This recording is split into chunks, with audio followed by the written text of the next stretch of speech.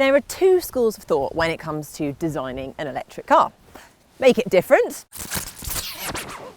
or don't bother. And this car falls firmly into the latter category. But before I get any further, we just want to say a massive thank you guys for watching our videos. But do, if you haven't already, subscribe, and then you'll get told when our next video goes live. Now, Mercedes didn't really develop an electric car. They simply took an existing car and then made it electric. This is the EQC, which is basically the GLC with a battery and motors. The engine has been replaced by two electric motors, one for each of the front and rear wheels. An 80 kilowatt-hour battery has been squeezed under the floor, and then the styling has been tweaked to make it a little bit more special than the normal GLC, with some cool lighting and some rather funky wheel designs too. But overall, they've played it safe, and perhaps could have done a little bit more with it, in my humble opinion. Clearly, it is an SUV. All of Mercedes' premium car maker friends had one, so they didn't want to be left out. Now, eventually, there will be a whole range of EQ models. This one is kind of the size of a C-Class, so it is called the EQC, and it's going bang up against cars like the Jaguar I-Pace, Audi's e-tron, and the Tesla Model X, which does mean, yes, it's not one of the most inexpensive cars on the road. This is very much a premium car for those that want a luxury drive with style and are perhaps worried about things like the congestion charge and low emission zones, and also want to do their bit for the environment.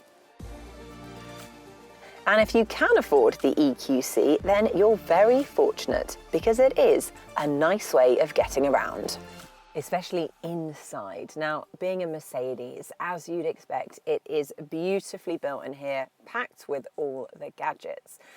There are three models, and that ranges from the very well equipped to the ridiculously luxurious. I think I'll take that one, thanks very much. Now, to stop you prodding all of these buttons and getting distracted while driving, all of them have a clever voice activated system. Treat it a bit like Alexa in your home. It does things like change the air conditioning temperature or set the charging rate.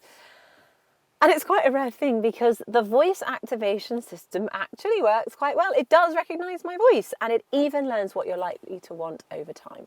Plus, I love this. It comes with its own perfume. Okay, maybe not perfume, but there is this little bottle in the glove box. I suppose it's more like an air freshener, but Mercedes call it an air balance package. This one is known as Downtown Mood. Now, downtown, I was kind of worried it was going to be smelling of, I don't know, bus exhaust and dog wee, but actually, it's rather relaxing. The downsides of the conversion are mainly around weight and space. With batteries under the floor, room inside is also a little bit tight, especially for the middle seat passenger in the rear. While the EQC is nearly 2.5 tons, almost the same as two BMW i3s. This impacts the range and efficiency, meaning that the EQC's 80 kilowatt battery will struggle to match the range figures of the competition. But what it lacks in efficiency, it makes up for with power. There are two motors which combined give 402 brake horsepower. Not bad. I mean, I think that's more than some Mercedes-AMG performance cars. And it feels fast too, especially when you accelerate from a standstill or if you're overtaking. And yet, at the same time, it's actually quite calm and refined, which I must say, in my book, is this car's best feature. It might not be as fun to drive as some of the competition, but it's incredibly calm, kind of almost spookily silent. Now, that is because the noise from the electric motors, the wind and tyres is actually all insulated really well. I mean, so well, it feels more refined than a Rolls Royce inside. And that's even more so if you don't choose the big bling wheels and the low profile tyres which are fitted to this car. But obviously get the bling wheels because they are mega. Now, the suspension soaks up the bumps well, meaning that there's very few cars that are actually so soothing after a hard day at work. Or with the kids, because we all know that that is much harder. In most situations, only the front motor is used to help efficiency, with the rear only being brought in when the driver demands full power or the electronics sense the extra grip for four-wheel drive is needed. Okay, now let's move on to the range. Now, as I've said before, this is a heavy car, so the motors have to work harder to lug around that extra weight. Now, the official figures say it will travel between 231 and 239 miles on a full charge, but we think that's more like 180 to 200 in the real world. Now, compare this 80 kilowatt hour battery to the Tesla Model X 100 kilowatt hour, then the 95 kilowatt hour in the long-range Audi e-tron and the 90 kilowatt hour in the Jaguar I-Pace. Well, you can see that the Mercedes isn't going to win any electric car top trumps game.